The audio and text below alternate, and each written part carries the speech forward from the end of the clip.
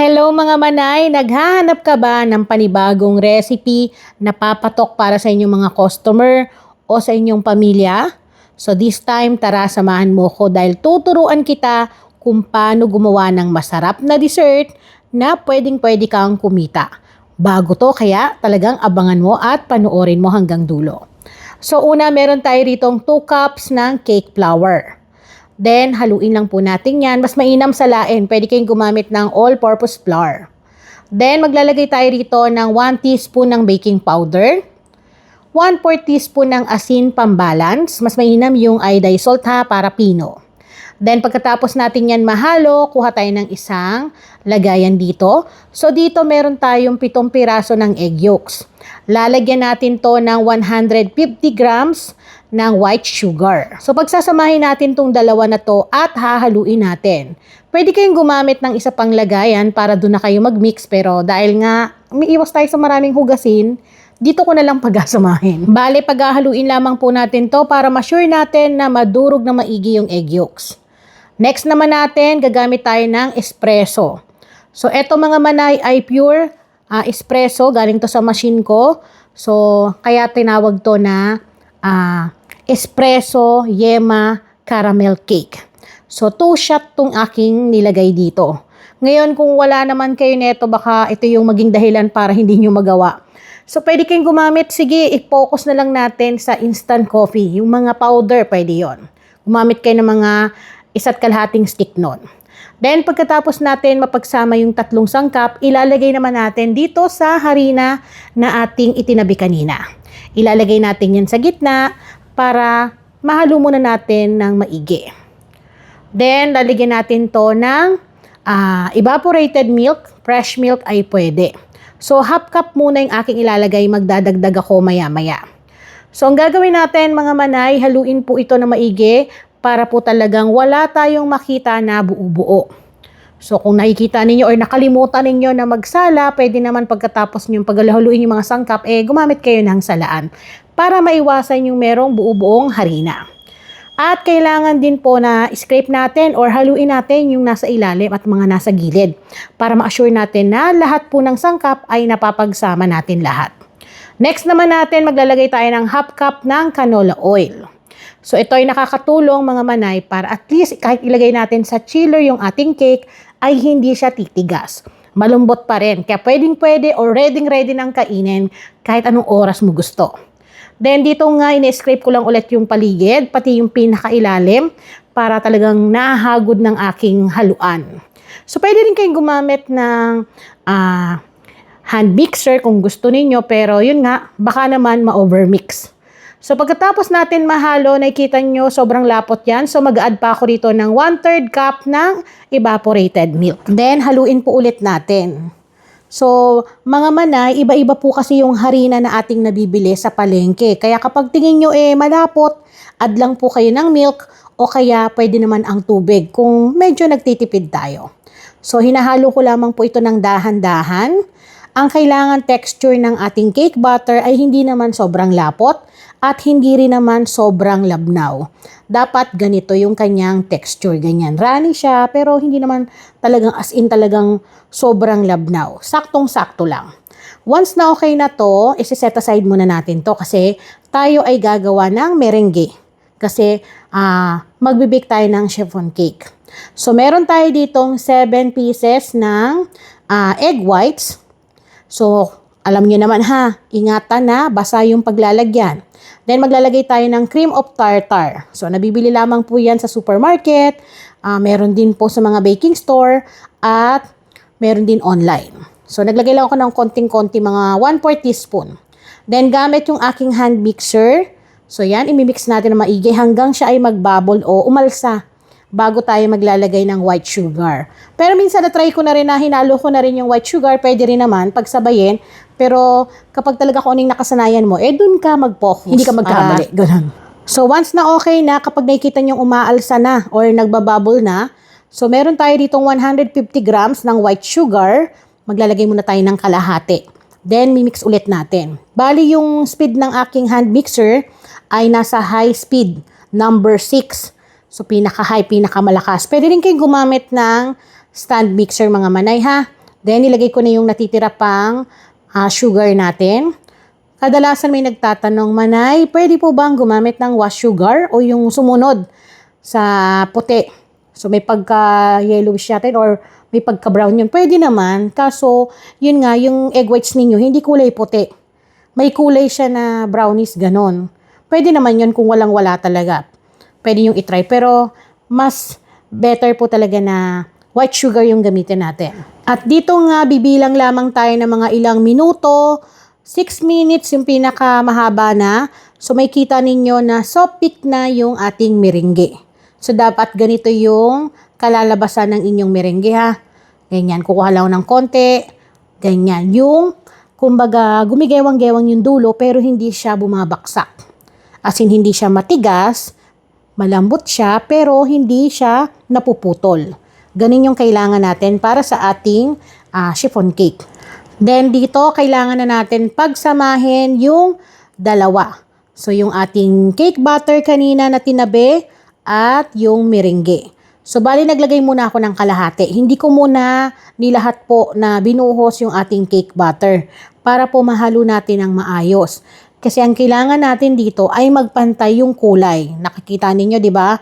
May yellow, then yung white sa ating merengue. So, kailangan pantay po para maiwasan natin yung kadalasang pagkakamali na bakit daw matigas yung ilalim pero malambot yung ibabaw ng kanilang cake kapag nabibake.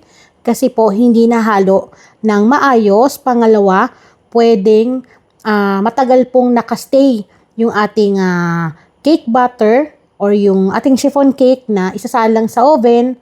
So bumababa po ulit yung cake batter sa ilalim or yung liquid kaya nagkakameron po ng pagtigas ng cake sa ilalim, hindi nagiging pantay. Kailangan po yung mga ganito, kapag katapos natin mahalo, ilalagay natin sa ating mga pan at diretso na pong i-bake.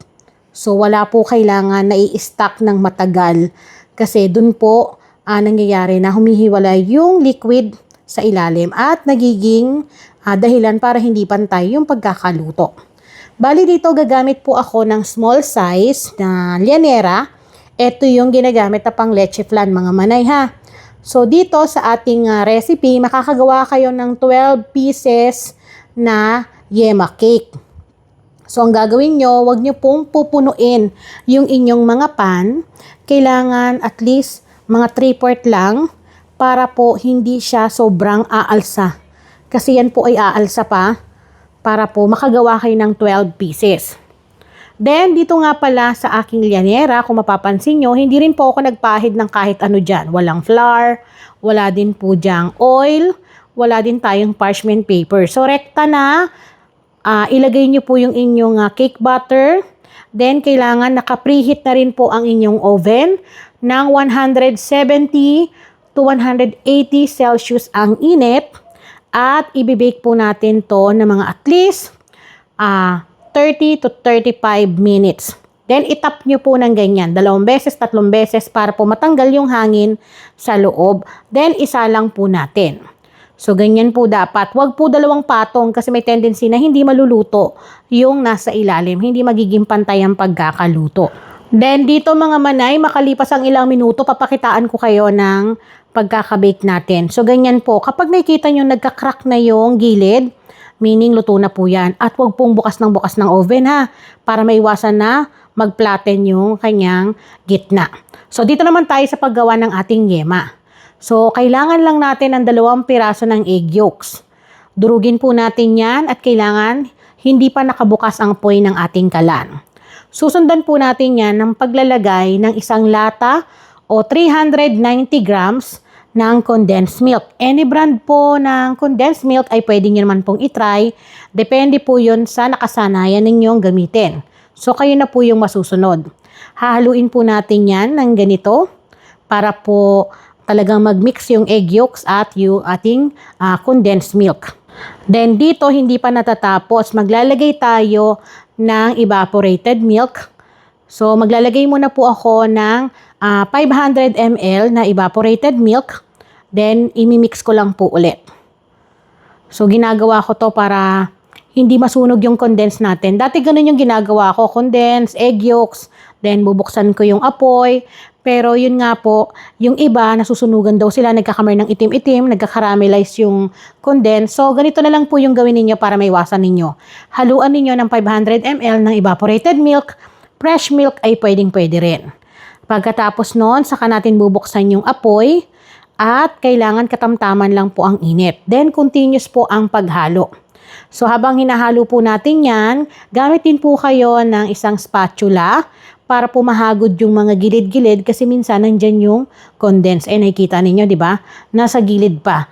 Kasi hanggat hindi pa po yan na kumukulo or nagsisimmer yung ating niluluto, yung condense po, yan po ay umiilalim. So iniwasan natin na masunog kaya kailangan hahaluin po natin. At huwag nyo na rin po itong iiwanan ha. Kasi magiging dahilan po yun talaga para masunog yung inyong yema sauce. At dito mga manay, habang hinahalo ko to, maglalagay po ako ng vanilla extract. Mga 1 teaspoon lang. Or kung meron kayo dyang lemon, pwede kayong maglagay ng lemon zest mga manay. Kasi nakakatulong yun para patanggal yung anggo ng egg yolks. Pero kung wala kahit vanilla extract lang, ay pwedeng-pwede na po. Next naman natin, dito maglalagay ako ng cornstarch sa isang lagayan. So, dito parang ang katumbas neto mga manay ay 3 tablespoons kasi malaki yung kutsara na gamit ko rito at apaw. Hindi ako gumamit ng measuring tablespoon. So, ang gamit ko talaga is yung kutsarang pambahay. So, dahil malaki to, bali katumbas nito ay 3 tablespoons ng panukat natin sa pagbe-bake. So, haluin po natin. Then, naglagay ako ng mga 50 ml ng evaporated milk. Nagbawas ako doon sa isang lata, nakita ninyo. Pero ihahalo ko rin po yun sa ating niluluto. So, tunawin nyo pong maigi mga manay ha, para ma-assure po talaga na walang buo-buo. Then, balik tayo dito sa ating niluluto. Yan. So, nakikita nyo hindi siya yung kumukulo. Kumbaga, may kita mo lang na umiinit na yung ating milk at tunaw na rin yung ating condense. Bali dito, ilalagay ko na yung natira pang evaporated milk na ginamit ko. Yung nasa lata kanina. So, ilagay niyo po yon. Total na nilagay ko ulit na evaporated milk ay yung isang lata na 410 ml. Then, ibuhos na rin natin yung ating slurry. Kumbaga, yung pampalapot natin. So, ito yung pinagsamang gatas. Then, yung cornstarch. Ganyan po. Ngayon, dito po ang diskarte mga manay. Depende po sa inyo. Kung tingin niyo nalalabnawan kayo, mag-add lang kayo ng cornstarch. Ha? Pero dito sa timpla ko ay saktong-sakto lang naman kasi kapag lumalamig na po, kumakapal na rin po yung ating yema sauce.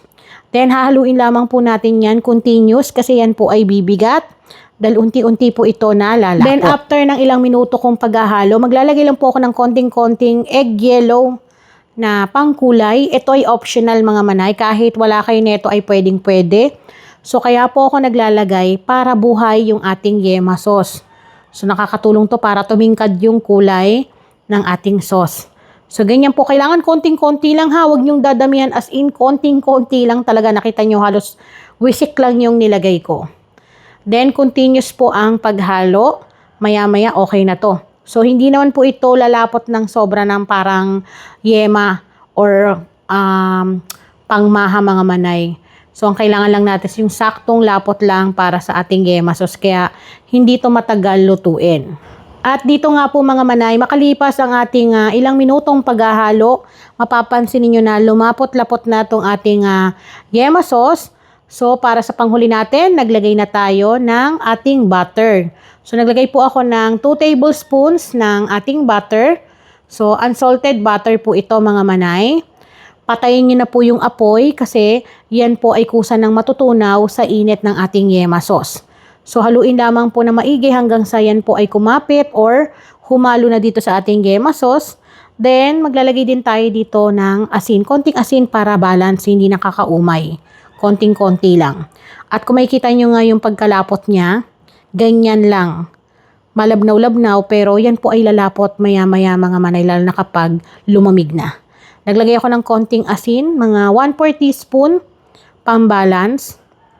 Then dito hinahalo-halo ko pa yung ating butter para matunaw ng maigi. At kapag natunaw na, so pwede na po natin tong ipahinga, palamigin para po maya-maya ay pwede na natin tong gamitin para sa ating cake. Ngayon, dito naman po tayo sa ating cake na nalagay ko na sa ating mga tub.